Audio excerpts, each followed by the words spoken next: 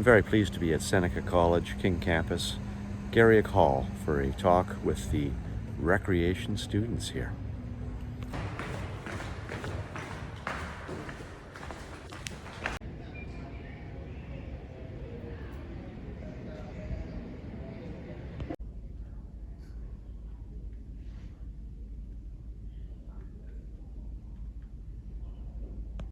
Professor Jimmy, here is my classroom.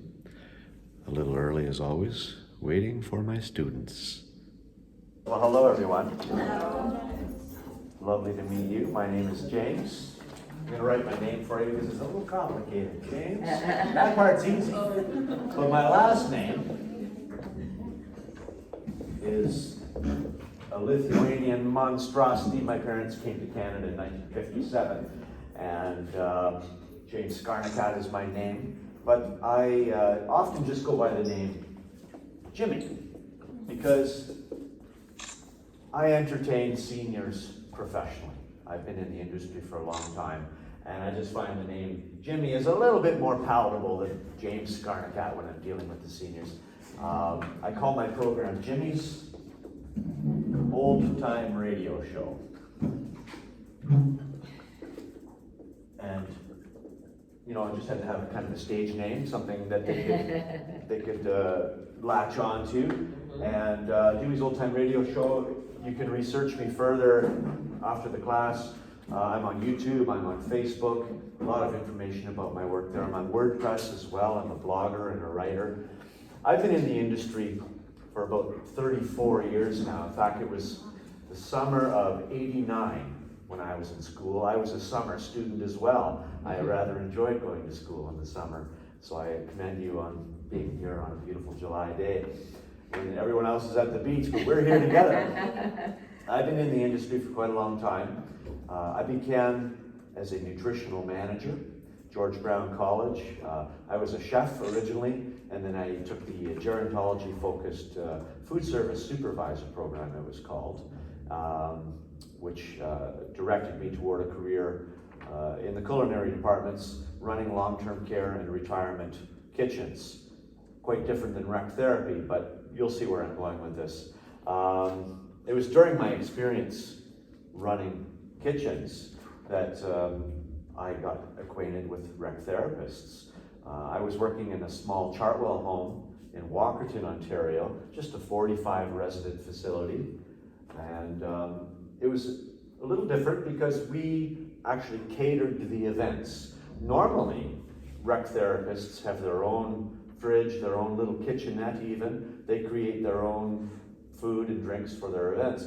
But in this case, I was responsible also for catering events. So I would wheel my cart downstairs to the recreation room, and I witnessed the effect of music programs on the residents there. They were all having so much fun.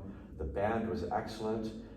And it was those moments that planted the seed for me about how impactful music and music programs can be with seniors. Now, before I continue, I want to ask my group here, how many of you are intending to have a career in long-term care or retirement? Most of you. And the others? I'm not sure yet. Not sure yet? Like mental health. Yes. Now, there's a lot of crossover, obviously, and you can go from one to the other. I've met all kinds of different people from different paths, kinesiologists and so on, social workers, child care workers, they end up in recreation. It's, as you know, a vast and growing career opportunity. You'll never be out of work. That's why I've been at it for so long. So anyway, we used to cater these events. I was particularly stricken by this duet that we had. It was called Maple Court Villa, and these guys were just from the next town over. They were then about my age now. They were specializing in the songs of the 50s and the 60s, and they were just fantastic. And I thought to myself, I know a lot of that music, and I've always been a musician. I thought to myself, I could do that. And being in the industry, I knew that there are literally thousands of retirement and long-term care facilities. I have a database with about 3,000 facilities. Just about every town in Canada is listed I began preparing a concert for seniors. I was already a professional musician. I always kind of pinch myself at that phrase. It's not easy to become a professional musician, but that's what I am now. So I began preparing a repertoire, an hour-long set, senior-centric kind of a focus music program. And I just want to write down those words. I'm going to be saying this a lot. Senior-centric. Almost everything that I do and think and write and perform is senior-centric. And your work in senior living will be very senior-centric. So I'll be circling back to that phrase repeatedly. So I was preparing my first set list for the seniors, and I began network. I live in Hanover, Ontario, and I was just networking within the local radius, the local facilities. Called everybody I could think of, and lo and behold, one facility hired me up in Owen Sound, a place called Hannah Walker John Joseph Place. And it went over very well. My first concert for seniors, it wasn't nearly as intimidating as I imagined it to be. I've often talked to my musician friends saying, you should entertain seniors as well. And they say, oh, I'd be intimidated to be a hard audience, but it's not at all. They're just adults, they're just people, and they're very easygoing, most of them anyway. So I really enjoyed myself, the seniors enjoyed themselves, and I gained something very valuable that afternoon. I gained my first reference, my first show was under my belt. So I began networking my new music program career, and it grew and grew and grew. I am now playing 500 concerts a year for seniors all over Canada. And I'm not sure if it's completely accurate, but I think I am probably the busiest senior living entertainer in Canada, possibly the most experienced. I've played in, well, I have the statistics here. I've played to date 2,758 concerts in 538 facilities in 9 provinces. So I learned a lot over the course of that. Just, yes? My supervisor might be looking for some, entertainers. You want to come play for us? Absolutely. So, That's a good one. look me up. I'm on Facebook, I'm on YouTube. You can contact me, I'm not hard to find. Just send me a note, and I'm always booking. I'm pretty much booked solid for this year, but I'm always planting seeds for the future. I booked 2 shows just sitting in the foyer down here. So it began small. The first year I just played 22 shows for seniors. And as I said, now I'm playing about 500 shows a year. I've already played 265 concerts this year. 100% of those shows have been for seniors. In fact, overall, 92% of my concerts have been for seniors. So I've become a bit of an expert in it. It's definitely a niche market. I'm as under the radar as a musician can be. I'm not, popular or well-known beyond these private shows. They are all private shows. I do a few public shows, but I love entertaining seniors. Great audiences, great hours. I make a little bit of money doing it. And I can play 3 concerts in a day and be done by 8 o'clock at night. Other guys are just loading into the bar and they'll be singing until 1 o'clock in the morning, and I'm long home. So it's kind of spoiled me. I really enjoy entertaining the seniors. So we're going to weave together a bunch of different threads and topics as I do my little talk here today. But again, we're going to be circling back to the senior-centric element. One of the things that I learned early, and one of the things that most impressed me, and one of the things that I'm going to try to impress upon you, is the value of music culturally for our venerable audiences. Say we're in a long-term care home. They're generally a little older than retirement. Say we have a senior there, he's, just for a round number, say we have a 90-year-old resident. I was trying to imagine what repertoire would be best suited for that resident. Now, I'm just going to guess, some of you are in, say, your 20s. That's sort of when you're in your formative years, when you discover the music that you love and that sticks with you for your lifetime. So, just using that as a round number, what music did they listen to 70 years ago? So from right now, we're looking at 1953 would be 70 years ago. That's sort of the bullseye of my music program, music of the 50s. But I specialize in the classics. And small word that it is, the classics to me though, is basically any music from the mid-70s and back. And I have hundreds of songs in my repertoire. I created a graph once when the songs were written or when they were most popular. And again, right now that bullseye is approximately in the mid-50s. And that will constantly shift forward in time. By the time you and I reach retirement age, obviously we're not going to be desiring the songs from the 50s. For me, it'll probably be the music of the 70s and 80s and so on. And so that bullseye always moves forward in time. So the classics is a big word. I play all different styles and time periods. When I play a concert for the seniors, I'm not a pigeonholed specific genre. I'm not just a crooner or a rock and roller or an Elvis impersonator. I do a little bit of everything because every resident has their own likes and tastes. And again, with the senior-centric attitude, I want to try to check off as many boxes as I can during a program. So that's just my personal approach about how to entertain seniors. It's been a real window into the holistic importance of music and the overall culture. Holistic is another important word.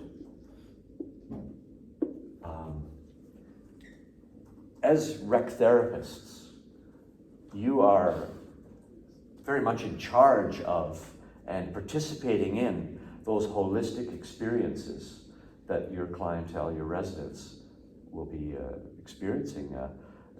They are in these facilities, they're out of their homes that they've enjoyed their whole lives, and so there's often, kind of a shock to the system when some people transition very well, they're right at home quickly, and other seniors, they struggle with the transition. So things like music and programming and recreation as a whole really help smooth over the transition into the facility. You've probably heard the phrase, they don't live where you work where they live. You've heard that before, there's various ways of putting it. It's very much true. So speaking about music particularly, to me it's always a little bit disheartening if I enter a facility, walk into the recreation room, or let's say you walk into the front foyer and there's modern music playing. Nothing against modern music, but it's not what the 90-year-old senior wants to hear. The staff might need that little jolt of energy from fresh radio or whatever it is, but really, being in the senior's home, the music and everything else should be senior-centric. So, to me, there's really no excuse to have on that modern radio station when really there's a world of resources, of Sirius satellite, you name it, even just actual vinyl records, which is the technology that they grew up with. I don't know how familiar you are with vinyl, it's had a real resurgence, but the seniors, they all know how to put on a record player, and they know how to drop the needle, and I always recommend having a record collection. Question? Could we ask questions? Absolutely. And I should say that if you do have a question or a comment, please just put up your hand. I'm happy to interact. Go ahead. Well, this is a comment. I don't know. I'd like to find out from students. How many of you all have done your placements in the senior center, did music, and found that the seniors wanted contemporary music? Did you? Go ahead, teacher. Tell us about your experience. How old is your oldest senior? My oldest is 140 years old. Yes. Okay. So you'll do music? Yeah, he loves music. Yes. What kind of music you'll do there? Do you find a combination? Because I want to find out really if this holds true. I mean, Yes. being a devil's advocate. My favorite singer is Johnny B. Good. Yes. So, he loves that. Wow. Yeah. That's one of the original rock and roll songs from around 1954, yes. Again, there's that bullseye Okay. right there, Was yeah. 1920s, was that okay? Yeah. And anyone else who, in your senior center, they go with the young, anybody doing, I don't know, I'm just asking. Okay. The only thing I noticed recently is, we have a resident who they have dementia. And Yeah. she scream sings to anything. Yes. And it's really sweet, but it does disturb the other residents. Yes. So I thought I'd put on Celine Dion, Mhm. because she's still kind of classic style, but Mhm. modern, so she Yes. wouldn't know the words, so she'd enjoy it, that Yes. scream, and she knew that one too. So, which was fascinating, someone with dementia still remembered Celine Dion. Yeah. But that being said, it wasn't the Spice Girls, and Yes. it wasn't Wu-Tang Clan, right? It was still that classic Yeah. kind of music, but I agree, we usually their favorite station right now is 60s soul, Very good, yes. or 50s. That definitely falls under the classics Okay. umbrella. We're gonna thread all different directions. This is gonna be a very fluid talk. I have a general idea of what I want to talk about, but we're gonna just follow whatever rabbit holes we fall into. So let's talk about the dementia a little bit. I see miracles all the time. I call them mini miracles. The devastating effects of dementia, they can't remember sometimes even who they are or their family or where they are or why they're there, but they are singing along to a song from 1934 that their parents might have played at the piano growing up. And I see this almost every show. Yeah, it's so beautiful. The power of the music is incredible. Yeah, I took a course in gentle persuasive approach, which Okay. is dementia. Yeah, And the things that even as it progresses, the things that they keep are reading and music. yeah. It's so neat.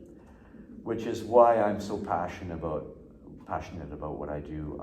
I see these real holistic and important changes in their behavior.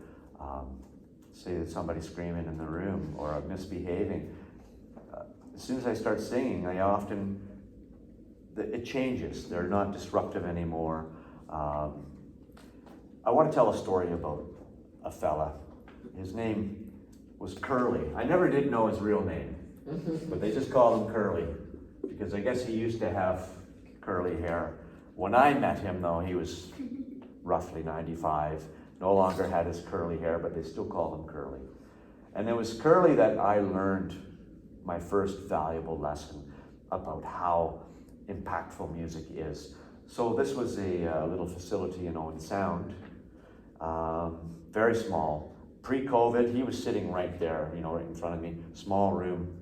And first time I met him, they wheeled him in and parked him there, and he was unresponsive, and the staff even said, "Don't worry about Curly, he doesn't respond." Well, we all learned something about Curly that afternoon. I started playing my program, and it was miraculous. He perked up, he was tapping along on his Kleenex box, and he was singing, and the staff were stopping in the doorway and saying, "We've never seen this before." And I was still fairly new at it. I was maybe only a year into really professionally entertaining seniors. And I'd seen other small examples, but the effect on Curly really opened up my eyes to the power of concerts for seniors. And the manager that was there, I just saw her the other day. They've now moved to a bigger new facility, Southbridge on Sound, a brand new state-of-the-art home, but she's still with the company. And we, on the way up to the concert on Sunday, talked about Curly in the elevator. It was such a powerful experience for her and I. And so I was playing there regularly. I was once a month, every other month. And I got to know Curly. I love being a regular, another little side thing. It's wonderful when an entertainer can be a regular visitor. It's like a friend coming to visit. And I have a blog series on WordPress, Jimmy's Old Time Radio Show. One of my blogs is called Like a Friend Coming to Visit. So I was playing there repeatedly, and Curly was in my audience. He wasn't as degenerated as we thought he might be. He was with me for a couple of years in my audience, and he was always humming this song. I didn't know the melody, I didn't know what it was. One day, though, fortunately, one of his family was there. I think it was a granddaughter or something like that. She knew what the melody was, and told me that it was a song called "When I Grow Too Old to Dream," 1934. Rodgers and Hammerstein composition, famous songwriters. And Oh, sorry. That's okay. So I set about researching this song, and this was a real formative lesson for me. I wanted to learn When I Grow Too Old to Dream for Curly, and I wanted to have it ready next time I was there, so I did. I printed it off. I always get requests, I make a note and I print them off. I always have a homework pile, and but I learned the song right away. I played it for him my next visit, and the response was just incredible.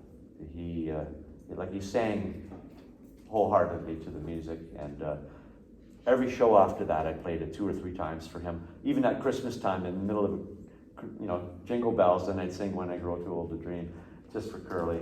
I learned something really important through that experience, though, was the value of that short window of time that we have with these residents. You know, it's obvious they're seniors. They're not going to be with us for a long, long time. So whenever I get a request, I need to expedite it. And there's been times when I didn't have the song ready in time, or I had it ready and simply the resident wasn't there anymore. So this all circles back to the senior-centric approach that I have. They're there for a short period of time at the end of their lives. It's so important to me, and I'm sure it will be to you as well, to make those final months and years as comfortable and as holistic and as personal and as attached as we can.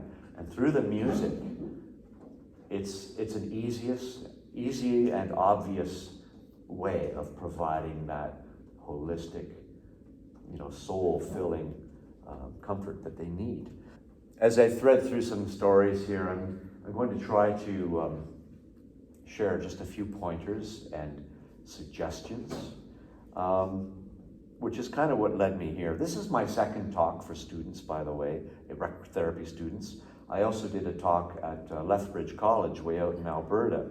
I was on a concert tour. I work, as I said, coast to coast.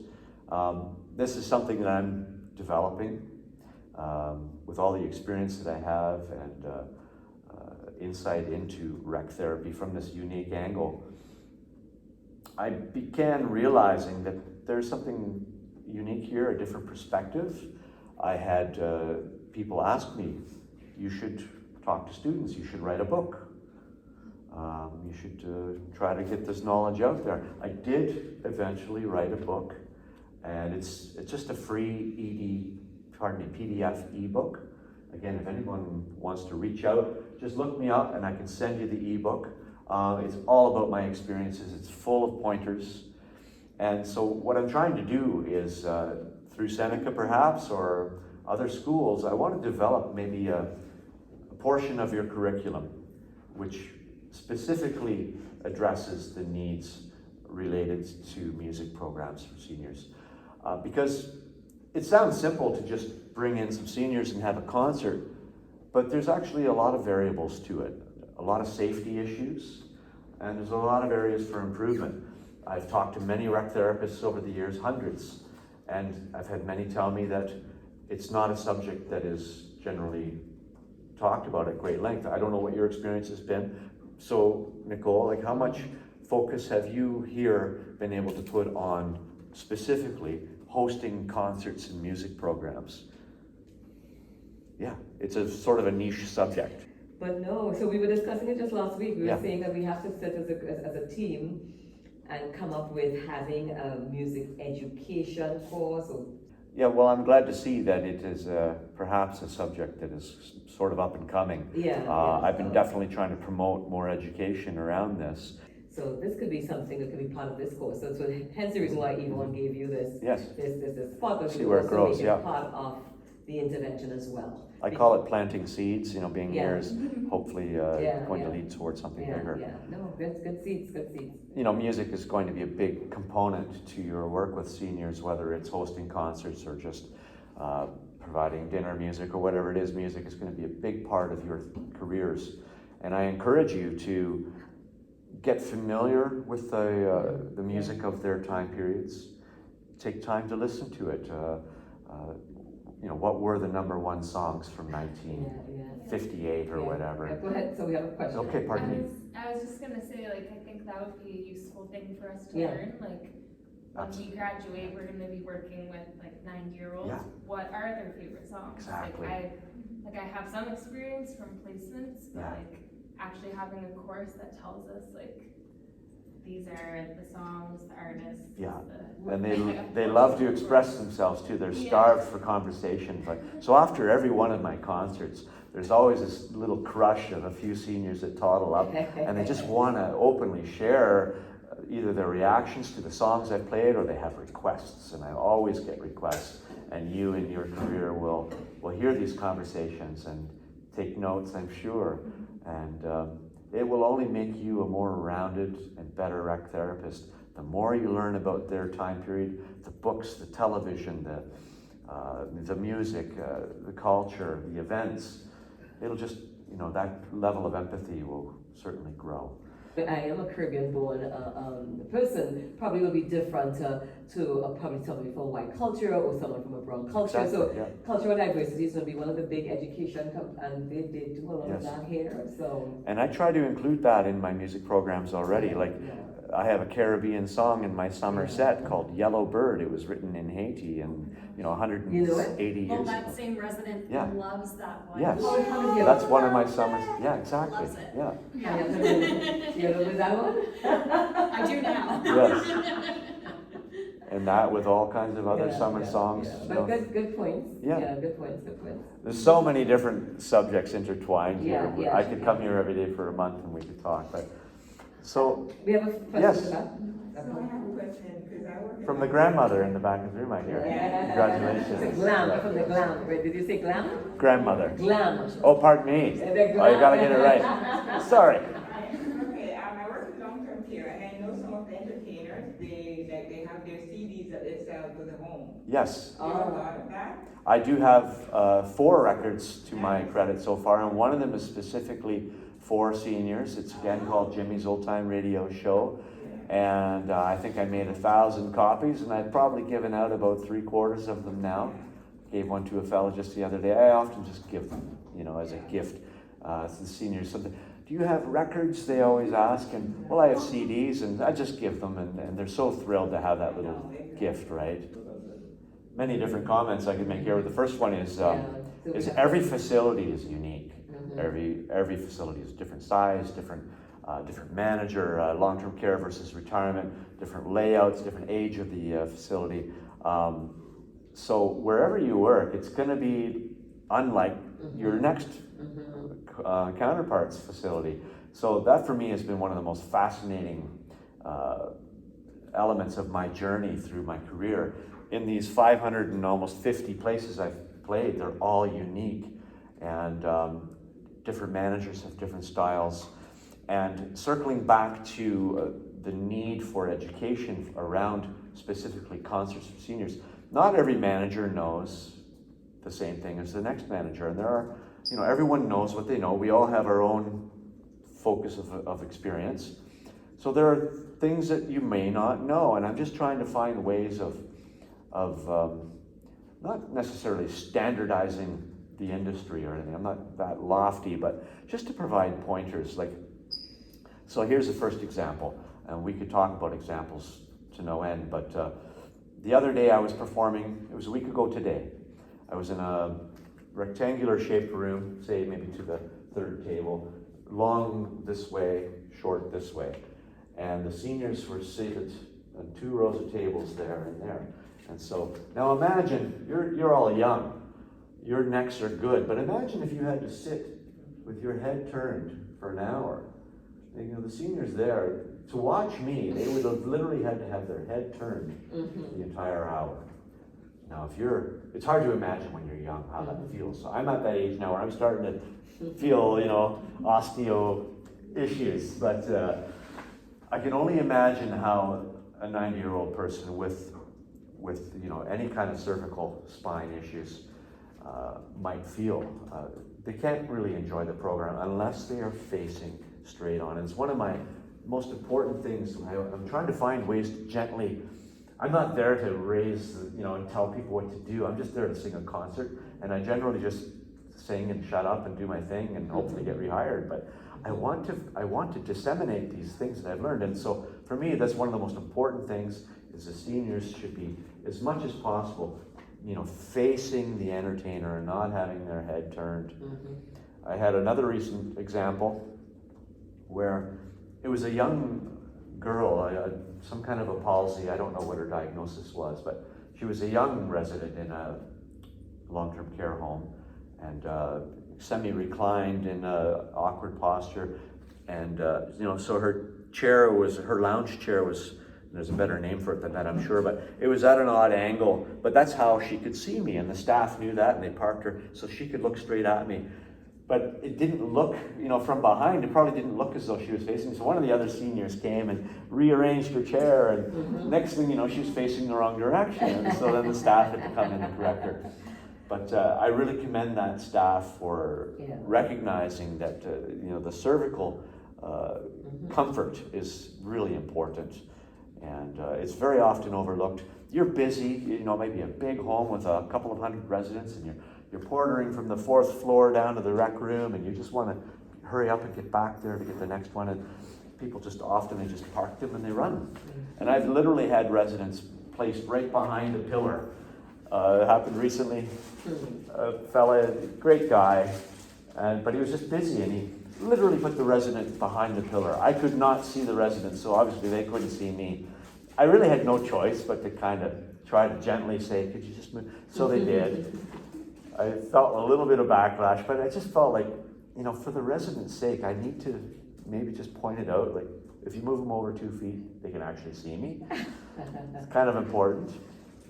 So that's just the first of many different examples of the standards that I would like to see applied to music programs. Aisle width in a facility with seniors using walkers and wheelchairs, it's so important to maintain that aisle width. Again, the staff are busy. They bring the residents in. A lot of residents are restless, so they get up, they start toddling about. And if the room is not safely designed, if the aisles are not wide enough for them to get through, it's a safety issue. And at approximately 1% of my concerts, I've witnessed falls. Some of them have been, pretty sad. I have caught residents, I think like 7 times over my career so far. I literally caught a resident mid-fall. And I'm not really there to touch the residents. I understand my boundaries, but sometimes you just have to do what you have to do. And, I was playing outside in a courtyard once up in Sudbury, and I was underneath the shade tree, and the little lady comes walking up, and there's this tree, and she just fell right into me. Of course, I'm going to catch her. So when hosting a concert, if you've ever been to a big concert, say you're at the Rogers Center watching Pink the other night, if you're kind of like that security person at the front of the stage, you'll notice they're not watching the concert. They're not there watching the show. They're watching the audience. And you as a rec therapist are kind of like that security guard. You're there to watch the room. You're there to keep an eye on the door, to make sure the door isn't plugged up and unsafe. If somebody needs to be evacuated for any reason, say they just need to go to the washroom, they need to be able to get in and out safely. And you want to keep an eye on the entertainer, but your main role is to the safety and mobility of the residents. I always feel that an aisle should be at least 30% wider than the widest wheelchair in the facility, just hopefully for safety for all. And line of sight, we kind of touched on it earlier when I was talking about the cervical alignment. It always seems that the largest folks are plunked in the front of the room, and then the little old lady is behind, that person. And again, they just can't see me. Or there are pillars in the room. And so, I don't know if you can even see these, but say we're in a room and I'm entertaining and I'm here, and there's a pillar there. So there's sort of a vector where from here back, nobody could see me. They all need to be seated outside of the vector. Pardon my primitive artwork. Another pet peeve of mine, and I'm not here to gripe, I'm just sharing what I've learned, but when a resident is sleeping, they often sleep during my programs, and I'm perfectly fine with that. Sometimes there's comments from staff, oh, they, wake them up so they can enjoy the program. But I'm trying to, again, be senior-centric. I'm trying to imagine, that resident, when you're 80, 90, 104 years old, you don't sleep well. You're in chronic pain, anxiety, whatever it is, medications affect your sleep. So they're in the room, hopefully are enjoying the music, it's nice white noise, and if they nod off, that's perfectly fine. From this musician's perspective, it kind of bothers me when somebody comes up behind them, especially, taps them on the shoulder, and wake up, enjoy it. I don't mind them sleeping. And speaking of coming up from behind, please try to remember, always approach a senior from in front of them. Approach them from their line of sight, because they can't see or hear as well as you and I.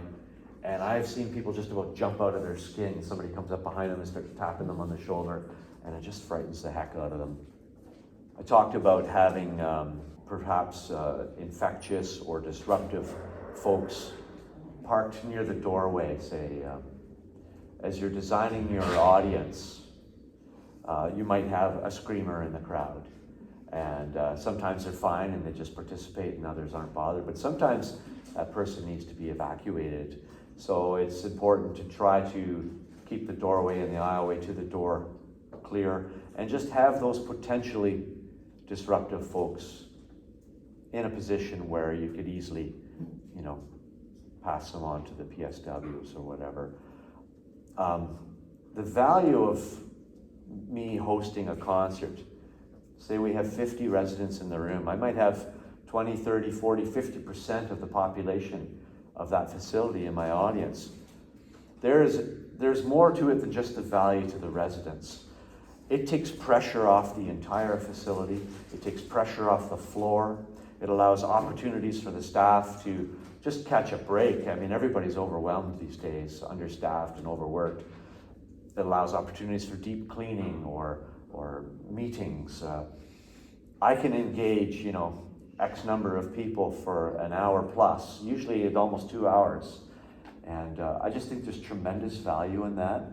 I make, a little bit of money doing what I do, but I think it's a small investment to the facility for the holistic and senior-centric enjoyment that they have, and then beyond that, the pressure that it takes off the facility as a whole, particularly in long-term care. So circling back, I am also a nutritional manager. I'm still a member of the Canadian Society of Nutritional Managers. I worked in long-term care and in retirement. I'm hoping to develop a liaison between nutritional managers and rec therapists, because there is quite a bit of crossover.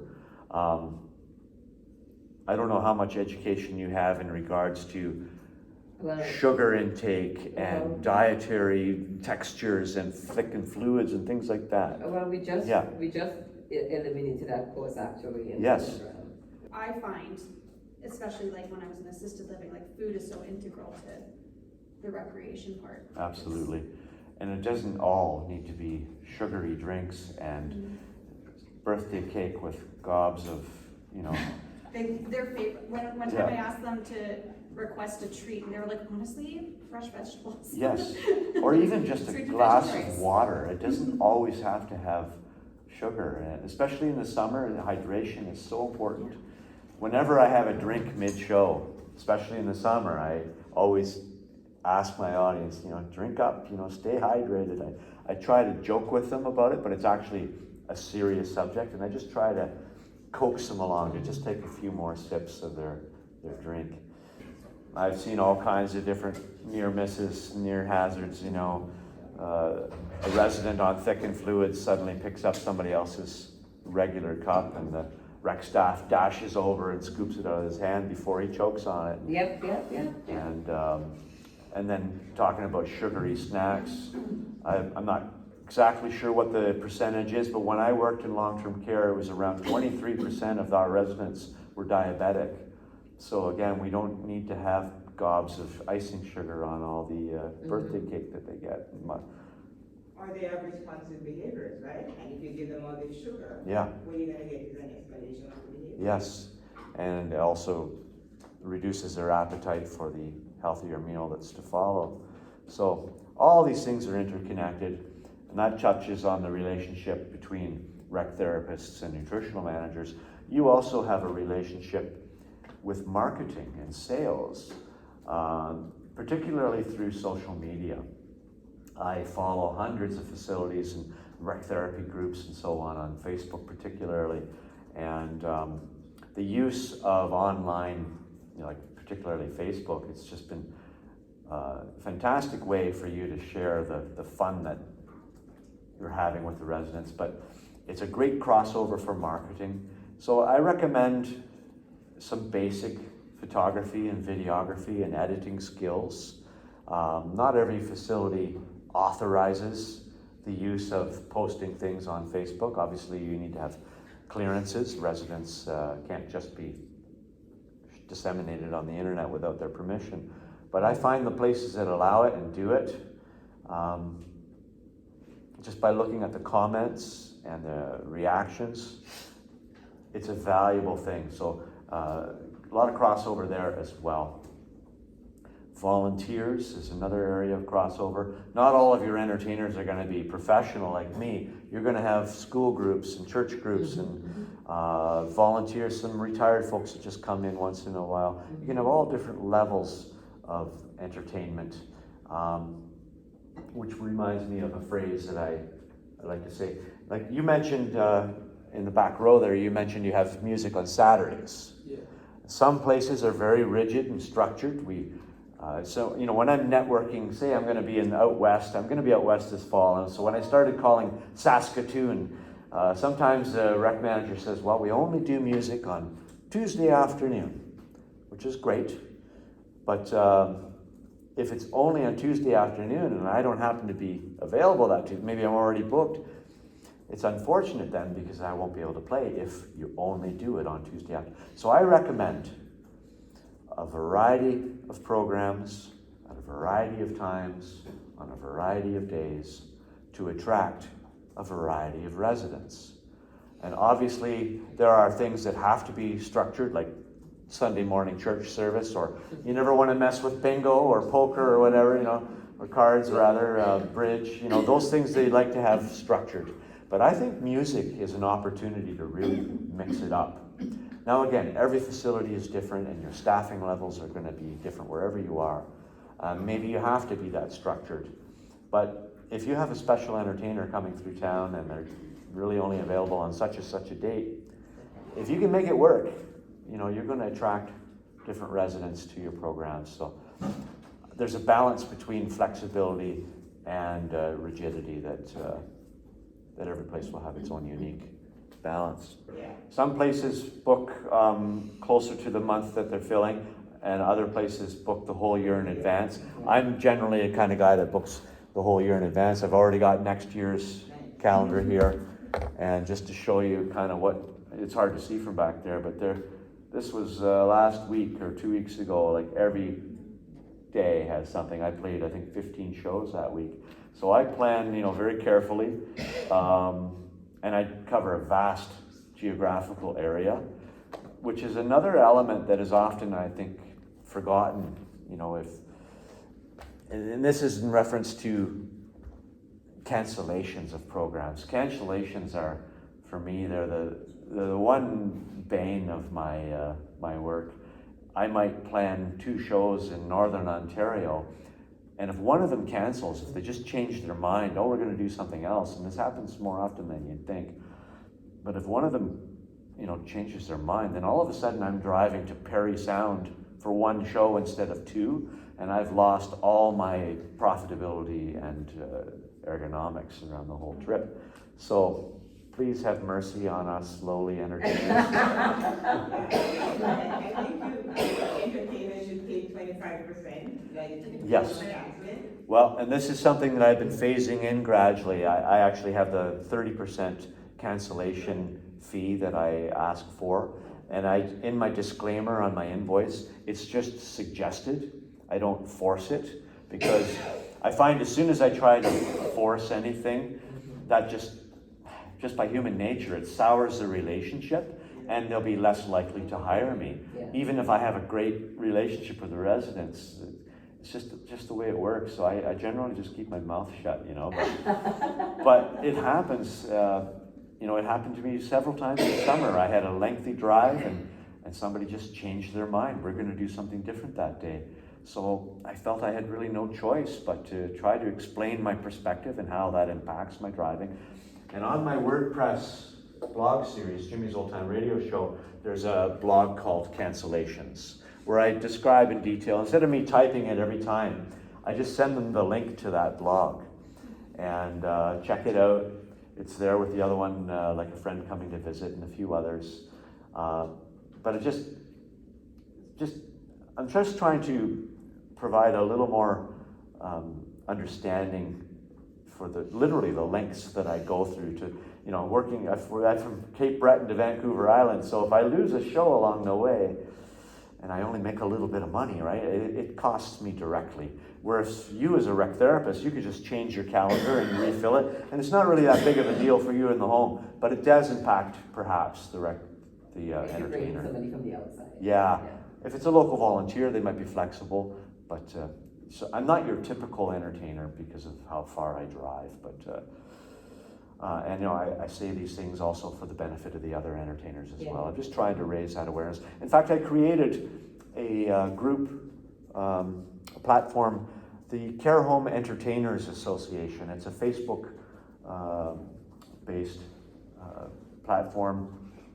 Hasn't grown much. Of course, I started this immediately before the pandemic hit, and it flopped right off the top. But the Care Home Entertainers Association, you can find it on Facebook, where I was just trying to create a dialogue between rec therapists and the entertainers that they hire, a platform to talk about safety issues or organizational issues. I went to your bookstore. I got here early. I was wandering around, and when I walked in, I noticed these big desktop planners that they have there. And if you ask me, those desktop planners are the best way for you to organize your special events. It's great to do things digitally, and sometimes you have 7 home areas and you need to have everything accessible on digital files. But it's also easy to get things lost. I like things personally at a glance. I can see exactly where I'm going to be at a glance. And so if you have those desktop planners, I just find the managers that use those are the ones that are least likely to make a mistake or forget or just overlook that they've had a conversation. They could just write my name in while we're on the phone. What are some of the most popular songs that you do? I get asked that all the time. And I'll take notes. Yeah. Okay, so some of my most requested songs: the Tennessee Waltz. Yes, I do that one. Yeah, Crystal Chandelier, Sweet Caroline, You Are My Sunshine. That's got to be number 1. Do you play instruments? Yes, What instruments? I play guitar and piano, and I'm also a drummer, but I don't play drums for the seniors. They hate drums. And so when I'm performing a concert, and I apologize, I maybe should have brought my guitar, but this is why I didn't, because the time's racing by anyway. As a recreation therapist, right? We're Yeah. such an intervention group of people, Yeah. as opposed to a lecture group. So we do everything with an intervention component. Yes, and that's a fantastic point of view. Yeah. I bring a very simple sound system. I have no pedals on the floor. I don't use my computer. I have no backing tracks, no drum machines.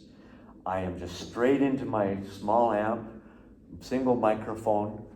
And there are two reasons for that, because firstly, it's clear and audible, there's no extra noise, but also it's for safety. I have no trip hazards in front of me because, as you're probably aware, their ability to see beyond the peripheral vision is limited. They can't see their feet as well, and they'll be walking up to me and they'll walk right into the mic stand. It happens all the time. So as soon as I'm done my show, the very first thing, as I'm saying thank you, I move my mic stand and I put it behind me, and I pick up the cords and I, put everything away, because I know that there's going to be 6 or 8 residents come up to talk to me. So I just keep it real simple. I just play guitar. If there's a piano in the room, I'll play piano as well. But I really like playing the guitar because it's a very interactive, spontaneous instrument. I play standing up. I mean, a lot of entertainers come in and they sit down, and their music stand is right in front of their face, and there's just no energy there. And I'm not taking away from them. God bless them for doing it. But there's just no energy in that. Yeah, I was just gonna ask about that because a lot of times we get entertainers and they don't move around Yeah. and interact with me. This is maybe why I'm Because so, of notes. yeah. That's feedback to them So after. we don't take that much either. Okay. Yeah, and that's just the way they play. Maybe they're still studying. I try to sing from memory. I often bring songs that are new to me. I mean, every song was at some point new, and you can't remember everything. So I sometimes bring lyrics, but usually I play completely from memory. And again, a clean, simple setup, and very interactive. I'm on my feet. I have a really long cord, so like I can come up here and I like to come right up to them, and sometimes I just touch them on the foot, and just do little things. And I tell jokes. It's very spontaneous. Say a resident walks in with a little doggy. Here's another popular song. How much is that doggy in the window? I'll stop and I'll do a little banter, and is your doggy for sale? And then I always, no, no, my doggy. So then I lead into the song, and as I'm singing, I do that, and I bark, and it gets everybody laughing, and that was a very poor example. But That was a good one, actually. I added that to my list. it's very good. Oh, yeah. So humor is really important, and banter, and just spontaneity. I always have sort of a mental outline of the program, but truly no 2 shows are the same. In the 3,000 nearly shows I've played, they've all been different, which is what I think I love just about the most about what I do. It's always fresh and new. Rec therapists as a whole, they're always going to be feeling that freshness and newness. No 2 days are really ever the same. So it keeps me interested. Well, you gave us a good performance there, James. Yeah, very. The only thing we're missing now is for the full a verse of the how much or what? Which one? Which you is want? the doggy in The window or which one of the favorite songs? Which is the first one? Tennessee Waltz. Yes. I love that one. Yeah, and I always say, okay, let's take a little waltz. I do it a couple times. I'll walk over this way for the first little stanza, and then I'll go back and sing it again, and then I'll walk this way, and I just try to mix it up and bring that energy. Because I'm there to rouse the room or let them sleep, as I said, but I'm generally there to bring energy, and I consider that to be my job. I'm not there for me. I'm not there to sing the songs that maybe I love or whatever. I'm there for them. Senior-centric. Everything I do is for them. From the moment I pull up to the parking lot, and to the walk in the building, I purposefully change my energy. It's a different pace working with seniors. You have to speak a little louder, a little bit slower. You want to, get to their level and look them in the eye. You want to face them. There's a certain energy, and it's really about respect. You want to give them that moment. You don't want to be hurried and rushing and certainly never running down the hallway. You want to have a certain pace and tempo about you. This is how I feel anyway. And so I try to bring all these elements to my programs, and maybe that's why I've been as busy as I have been.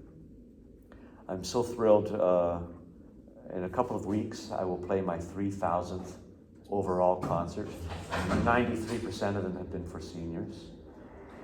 And that's just in 13 years. My 13th anniversary is in August. So, you know, it's thanks to rec therapists that I've had this amazing ride. Oh. Yeah, it's all good for you. So please keep me in mind, of course, wherever you end up. Look me up. I'd be happy to come and work for you. And I do work for you and with you. I regard it as a, you know, it's obviously a professional relationship. I had another question. Yeah, You please. said like that bullseye is gonna progress Yes. with time. Yes. Are there any like songs that you plan on keeping Yeah. even as that time progresses? Yeah. Well, you know, obviously the Christmas carols, Oh, yeah. they're never going to They, change. they're never gonna go anywhere. And I love my Christmas season. Alright. And then another Because yeah, style of because, music that I will probably always sing is definitely Elvis, Mhm. the king of rock and roll. Just circling back to Christmas, basically as soon as Remembrance Day is behind us, Yeah. I start That's it. phasing in. I don't sing Christmas carols through the end of November, but I sing Let It Snow, Let It Snow, Let It Snow, or other more wintry songs as I start, you know, we have to accept winter's coming, and I always try to joke with the residents about how winter's coming and are you ready yet? And there's always a unanimous, no, we don't want winter, but Christmas is an amazing experience. And you know, how everybody has sang these songs their whole lives. We talked about dementia earlier, how they can remember these songs. Christmas music is obviously the most potent of those long remembered songs, like Dreaming of a White Christmas by Bing Crosby. Like, it never fails to have an amazing response.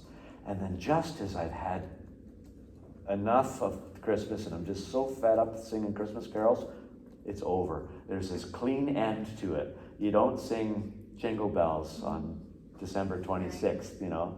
I have a question. Yeah. Is there a slow time of the year for you? January, February, I mean, I could book myself solid, and I do, but sometimes, you know, just with the winter driving, I don't travel as far. I stay within a 2-hour radius of home, which still provides me, you know, access to all of Simcoe and Kitchener-Waterloo and London and so on. Hanover, where I live, is sort of in the middle of all of that. But really, no, I'm not taking any holidays this summer. I had 16 shows last week, and yeah, I could work every day if I wanted. I've been playing more and more three-show days than ever. I usually play 3 shows now. Yes. Do you ever do a concert like outside of a retirement or long-term care home, like? General public? Yeah, or Yeah. like a private event or something? Yes, I have one coming up. Very nervous about it. In my hometown, there's a new outdoor amphitheater in this park right on the main street. And it's a summer music concert series. And so I'll be playing some of my originals and a few more contemporary songs and some very special music. During the pandemic, I had the best pandemic project. There's a guy in town where I live. He's my age, a little older, but he has cerebral palsy. Can't speak, can't walk, but he's a poet and he's a thinking, you know, feeling human being. And so he put it out on Facebook right after the pandemic hit. He was looking for a musician to maybe put some of his music, words to music. And so I had all this time all of a sudden. I didn't know if I'd ever entertain again. None of us knew, of course, but I had time and I replied. And so this guy, his name is Brian Lamont. You can look him up on my channel, but look for something from Brian Lamont. Pardon my chicken scratch, but we did 6 songs together. So I'll be performing those in this public show. And these are songs that I don't play as often. Like, I'm very practiced with my seniors' homes shows. I never get nervous about it. I have them all from memory, and banter is all rehearsed. But so to suddenly do a public show, it's okay to have a little bit of nerves. So I'm preparing. Every night I run through the set list. So You'll do great. yeah, I'll be all right.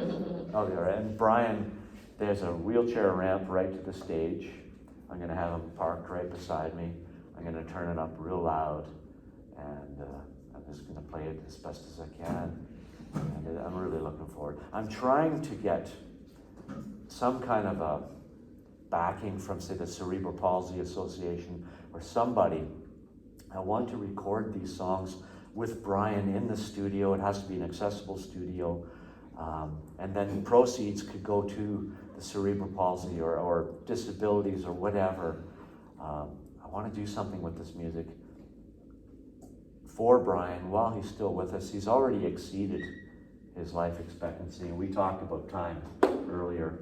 Brian is 60. He's already surpassed his life expectancy by about 10 years, and that's a real dream of mine. Any other questions? Yes. Do you notice a difference energy-wise or just audience behavior-wise between like morning concerts and afternoon concerts? I've been really pushing the mornings, mostly because my afternoons and evenings are 100% booked, so there's nothing left. But I do enjoy the mornings. It used to be about 4% of my concerts were only in the morning, but now it's more like 10 or 15%. I need to check my statistics again, but it's definitely been an uptick in morning programs. And so the energy is different from day to day, and time of the week too, like Monday compared to a Saturday and so on. These facilities are always so busy midweek. Tuesday afternoon is probably the most popular time slot, but the place is just bustling usually. And then say on a Victoria holiday Monday, there's nothing going on. The managers are all on holidays, and occasionally I work on these days, and I show up and the residents they're sitting around, there's nothing going on. So I'm kind of the perfect entertainer. I'm very self-sufficient. I can literally run the program for you. I can't really porter the residents, but if it's independent living, I can arrange the chairs, do the lights, whatever. So I find the energy on those days is really low. Even though it's a holiday, the energy is low because there's just not staff there. But morning programs, to touch on that once more, I just find it's a fantastic way to start the day. I do probably 2 or 3 a week now, where I play at 10 or 10:30 in the morning. Instead of, you had that slump after breakfast. I do anyway.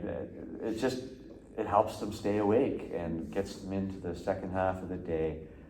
And I think it's really important. Great question. Yes? I know in my home sometimes they'll book an entertainer for 3 hours. Yes. Which is like half an hour on each. Yes, and I've done that many times, yes. Especially during the pandemic when everybody was, cohorting. I did one place, I did 6 30-minute concerts back to back to back. That was quite a workout. And I just did it all acoustically instead of bringing my amp and hooking and everything. I just did it acoustic. They were always small rooms anyway. And I rather like playing just acoustically sometimes because then I'm untethered and I can really ham it up and I can come right up to the residents and have fun with them. Alrighty, so. Well, thank you very much. I think that's there's so much we could talk about, but I thank you for allowing me this opportunity to just touch on a bunch of different subjects. Kind of a scramble here, but it was really fun for me. I hope I brought a little bit of illumination to what I do, and please check out my YouTube channel. It's literally designed for rec therapists in senior living. Thank you so much. I think you want to just draw here. I will take a picture. Yes. Back from here.